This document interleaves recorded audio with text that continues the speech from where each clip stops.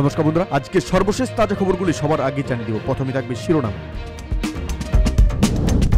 প্রথমে জানিয়ে দেব আগামীকাল জাতীয় পার্টির ৩৮তম প্রতিষ্ঠাবার্ষিকী। এদিকে ভোট বর্জনকারী বিএনপি রাজনীতি থেকে বিলীন হয়ে যাবে নানক।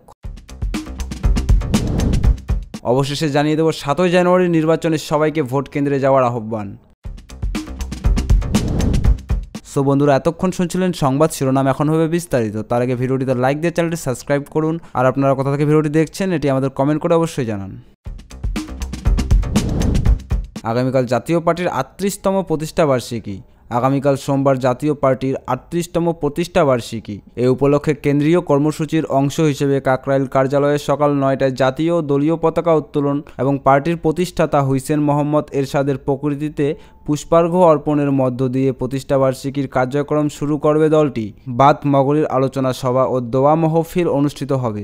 রোববার বিকেলে chairman press secretary Khondokar Delwar Jalali একথা জানান। সারা দেশে জাতীয় পার্টির সকল মহানগর, জেলা, পৌরসভা ও উপজেলা অঙ্গ ও সহযোগী সংগঠন সহ প্রতিটি ইউনিটে দিবসটি যথাযোগ্য মর্যাদায় পালন করার আহ্বান জানিয়েছেন দলের মহাসচিব বীর মুক্তিযোদ্ধা মজিবুল হক চুন্নু।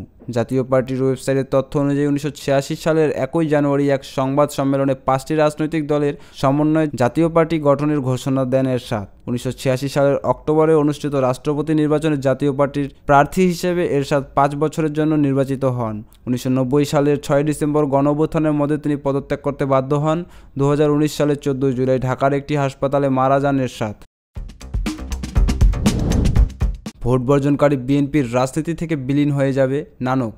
আওয়ামী লীগ সভাপতি মণ্ডলীর সদস্য ও ঢাকা ১৩ আসনের নৌকার মনোনীত প্রার্থী অ্যাডভোকেট জাহাঙ্গীর কবির নানক বিএনপির উদ্দেশ্যে বলেছেন, স্বাধীনতা উত্তর বাংলাদেশে যে রাজনৈতিক দল ভোট বর্জন করেছে তারা একসময় রাজনীতি থেকে বিলীন হয়েছে, বিএনপিও বিলীন হয়ে যাবে।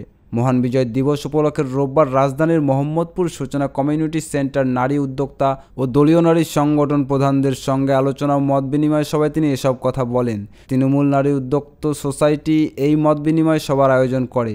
নির্বাচন নিয়ে দেশি বিদেশি ষড়যন্ত্র চলছে অভিযোগ করে তিনি বলেন, এই নির্বাচনকে সামনে রেখে দেশে অনেক দেশীয় ও আন্তর্জাতিক ষড়যন্ত্র চলছে। এই নির্বাচন বাধাগ্রস্ত করার জন্য বিএনপি জমায়েত অপশক্তি দেশের বিভিন্ন স্থানে গুপ্ত হামলা ও গুপ্ত হত্যা করছে। আমরা পরিষ্কারভাবে এই অপশক্তিকে বলতে চাই, নির্বাচন অনুষ্ঠিত হবেই। দেশের নারীদের উদ্দেশ্যে তিনি বলেন, আবারও ষড়যন্ত্র হচ্ছে দেশকে অন্ধকারে ফিরিয়ে নেবার। এই ষড়যন্ত্র মোকাবেলায় নারীদের আগামী জানুয়ারি ভোট কেন্দ্রে যেতে হবে। ভোট কেন্দ্রে গিয়ে নৌকা মার্কায় ভোট দিয়ে দেশের বিজয় সুনিশ্চিত করতে হবে। সংগঠনের সভাপতি শাহিন আক্তার সাথীর সভাপতিত্বে সভায় আরও বক্তব্য রাখেন আওয়ামী লীগের কেন্দ্রীয় কমিটির সদস্য শাহাবুদ্দিন ফরাজি। ২৯শে নভেম্বর ওয়ার্ডের কাউন্সিলর সাহিমুল্লার শালু ও নারী কাউন্সিলর রোকসানা আলম। ৭ই জানুয়ারি নির্বাচনে সবাইকে ভোট কেন্দ্রে যাওয়ার আহ্বান। বঙ্গবন্ধু শেখ মুজিব মেডিকেল বিশ্ববিদ্যালয়ের উপাচার্য ডক্টর শরফুদ্দীন আহমেদ বলেছেন, আগামী ৭ই জানুয়ারি দ্বাদশ জাতীয় সংসদ নির্বাচনে সবাইকে ভোট কেন্দ্রে যেতে হবে। সকলে মিলে ভোট কেন্দ্রে গেলেই ভোট বিরোধী ও দেশবিরোধী ১% পরিণত হবে এবং মুক্তিযুদ্ধের চেতনায় শক্তি তথা শেখ হাসিনা হবেন ৯৯%। আর সম্প্রতি বাংলাদেশ এর আয়োজনে শেখ হাসিনার আস্থা শিরোনামের চিকিৎসক সমাবেশে প্রধান অতিথির বক্তব্যে তিনি একথা বলেন। এ সময় ডক্টর শরফুদ্দীন কোভিড ভ্যাকসিন বিনামূল্যে সরবরাহ থেকে শুরু করে অত্যাধুনিক হাসপাতাল নির্মাণ সহ প্রধানমন্ত্রীর চিকিৎসা ক্ষেত্রে অবদানের পরিসংখ্যান তুলে ধরেন। বঙ্গবন্ধু শেখ মুজিব মেডিকেল বিশ্ববিদ্যালয়ের চিকিৎসক সমাবেশে সভাপতির বক্তব্যে সম্প্রতি বাংলাদেশ এর আহ্বায়ক পীযূষ বন্দ্যোপাধ্যায় বলেন, শেখ হাসিনার প্রতি আস্থা রেখেই আজকের উন্নত বাংলাদেশ। তিনি বলেন, ১৯৭১-এর মুক্তিযুদ্ধের মাধ্যমে প্রতিষ্ঠিত হয়েছে যে এই বাংলাদেশ অসাম্প্রদায়িক বাংলাদেশ হিসেবে থাকবে। ১৯৯১ ও ২০০১ সনের ইলেকশন ইঞ্জিনিয়ারিংয়ের কথা উল্লেখ করে পীযূষ বন্দ্যোপাধ্যায় আগামী নির্বাচনে সকলকে ভোট কেন্দ্রে গিয়ে নিজের ভোটাধিকার প্রয়োগে আহ্বান জানান।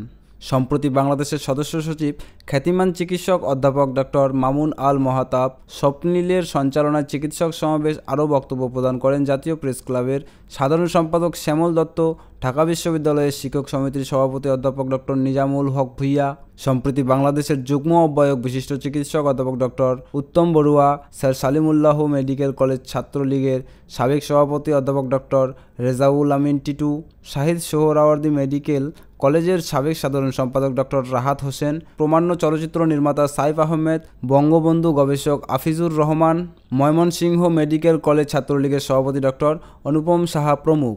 সো বন্ধুরা, আজকে ভিডিওটি এতটুকুই। যদি ভিডিওটি ভালো লেগে থাকে তাহলে ভিডিওতে লাইক দিয়ে চ্যানেলটি সাবস্ক্রাইব করে আমাদের পাশে থাকুন। এরকম নিত্য নতুন রাজনৈতিক আপডেট সবার আগে পাওয়ার জন্য ভালো থাকবেন, সুস্থ থাকবেন। ধন্যবাদ। দেখা হচ্ছে পরবর্তী নতুন ভিডিওতে।